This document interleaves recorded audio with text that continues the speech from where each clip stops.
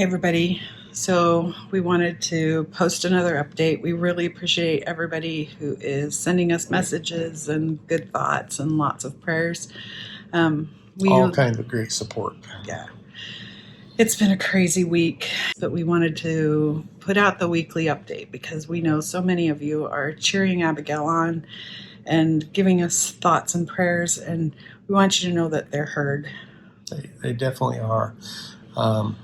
You guys might remember in the last update we talked about how we would have to go in and do a surgery. Last Monday she had her open heart surgery.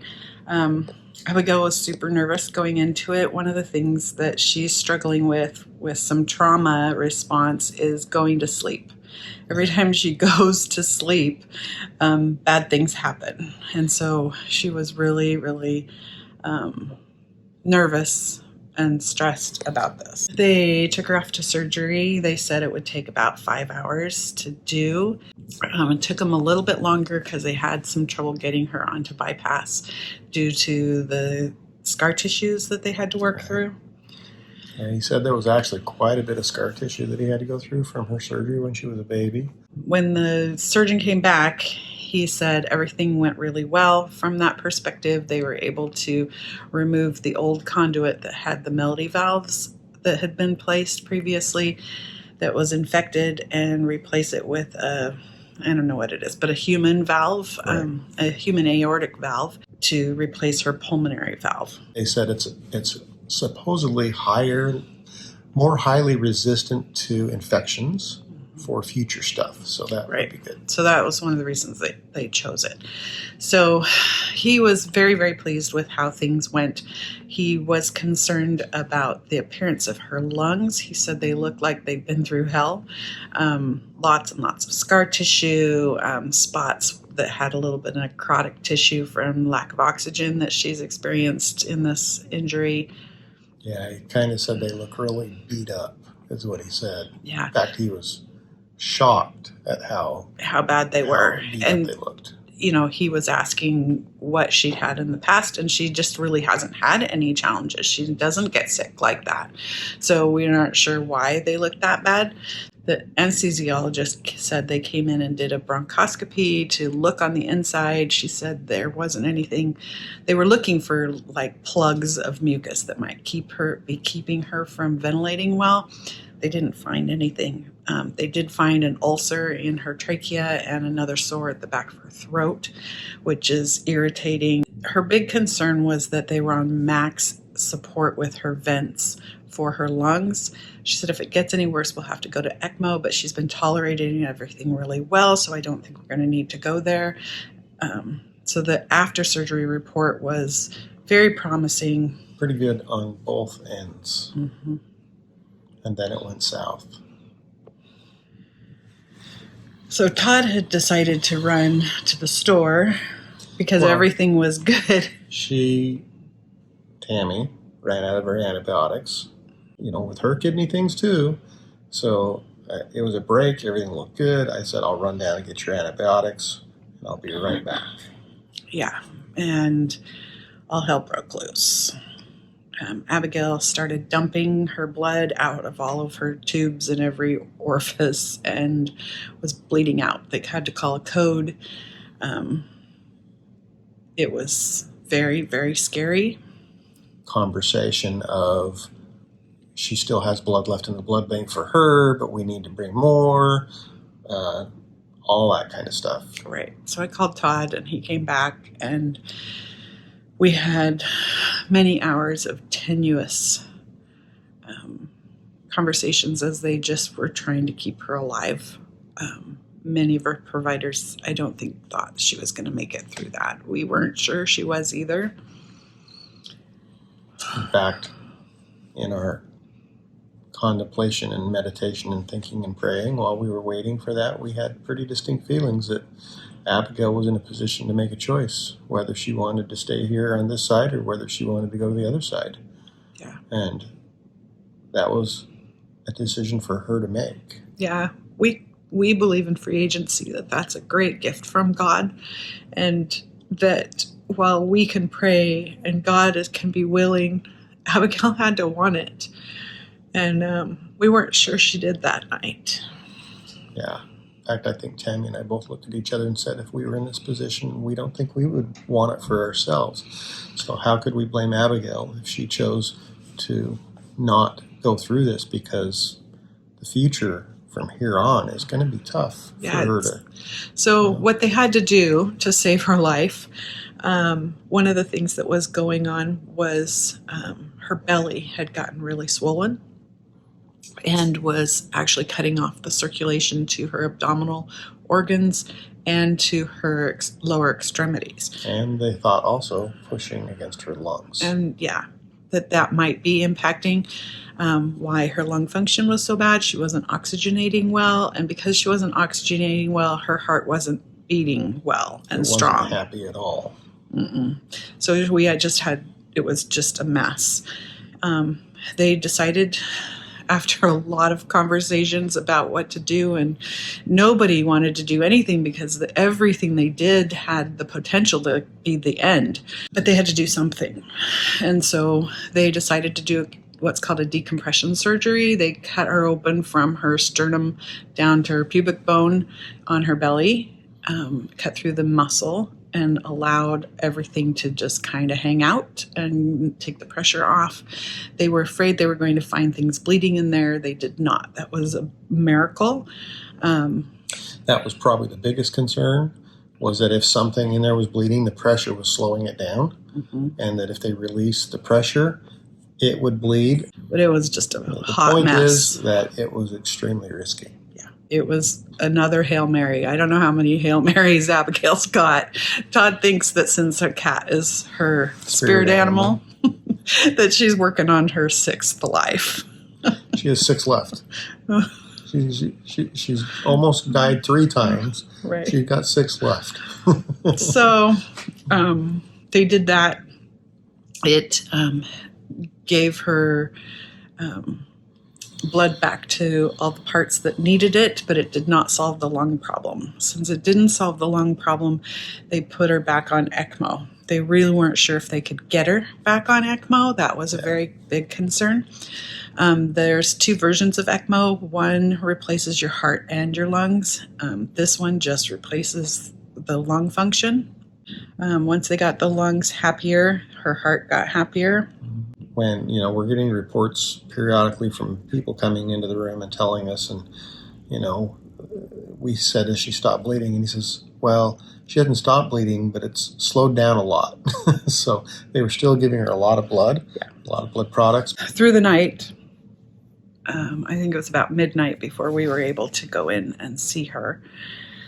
And she did look better than when they had walked us in there in the middle of this, kind of as a let's let the parents say goodbye. Right. And she looked really awful at that moment. So when we went back in at midnight, her color was better, and it felt like Abigail had decided to fight. So we slept in this room, in these couches. That night, the next morning at surgeon rounds, she was holding her own, doing better, like ever so slightly better, still alive. And that was the part, like her heart surgeon said, this is a miracle. He says, I didn't expect her to make it through that. And I think a lot of people felt that way. You guys that we reached out and asked for prayers, and those prayers were heard. There was a lot of immediate people who dropped what they were doing to add their prayers and faith to ours. Yeah. Tuesday, it just seemed like it was like once Abigail made the decision, she just started taking leaps and bounds. The doctors were just amazed at this. They're small things, but big. They're big because they thought to get this small thing taken care of would have taken a week or 2. They wanted to take off the paralytics and see and make sure that she was being sedated appropriately. Not too much and not enough. So when they're paralyzed, they can't tell that. So they took the paralytic off, and it started wearing off faster than they thought it would. We saw her hand moving, and I went up and I talked to her, and she was answering yes or no questions within 24 hours of nearly dying. Like, everybody was flabbergasted. It was miraculous that neurology was sure that this time she'd had a major brain injury. They did a CT scan again. No brain swelling, no bleeding. It's like a trigger. Neurology comes in and does a CAT scan. Abigail goes, I'm in here. I'm here. From there, again, she is so sick, guys. Multiple organ failure is the diagnosis that she has. Abigail's not walking out of here next week. We have a long recovery ahead of us, but she is pushing that envelope. They certainly is. Were able to partially close her belly yesterday. And they said it would take weeks. And 4 days they were beyond the moon thrilled about. And they said, well, we can close it most of the way now and come back in 3 days, Monday, and do the rest. They did another bronchoscopy. Her lungs are in bad shape. That's the thing that really needs to heal right now. I mean, everything needs to heal. Right. Everything needs to heal. To get her off ECMO. But they're going to have those lungs get better. Yeah. And, if you can imagine, she has been cut open from here to her pubic bone. I can't even imagine the level of pain that would be. We're making sure that she is well sedated and comfortable. Right. She's still opening her eyes. She's watched videos on her iPhone. The next little bit is Abigail's going to get her belly closed. I'm going to get my kidney stone removed. Hopefully, we have an easy week. Yeah, hopefully we have an easy week. So, to kind of recap, what are the miracles that have happened in the last 4 days? She's alive. She's alive. She decided to stay. She's communicating, actually, very well. They pulled a full gallon of fluid off of her in 24 hours. 24-hour period. If they're pulling fluid off in the dialysis machine, it can drop her volume, which can drop her blood pressure. Right. So when we talk about pulling fluid being miraculous, it's that she maintained her blood pressures. Obviously, she's on a lot of medications, but they've been able to wean those back. That has been a huge miracle. Like, her toes were black. They were worried about circulation and necrosis. Because that's the other thing the fluid does with the pressure, is that the extremities, it doesn't make it down there. Yeah, when you're dying, your body stops perfusing to your fingers and toes. We called for prayers from you guys, and you prayed, and her feet are pink and warm and doing well. They were able to go down on the medications that they were having to use that were exacerbating that problem. Right.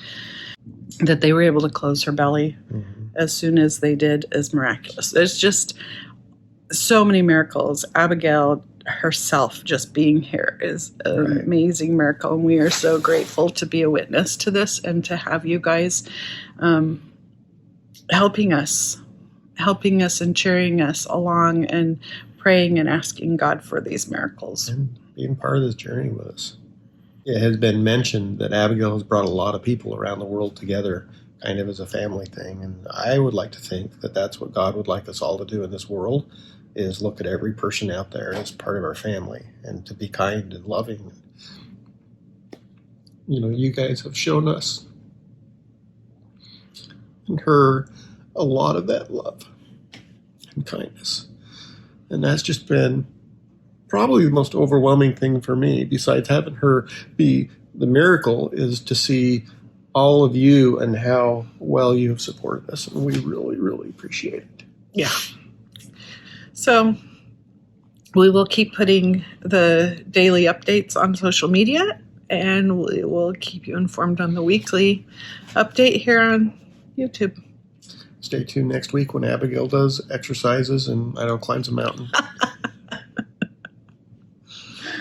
All right. We'll talk to you later, guys. See you later, guys.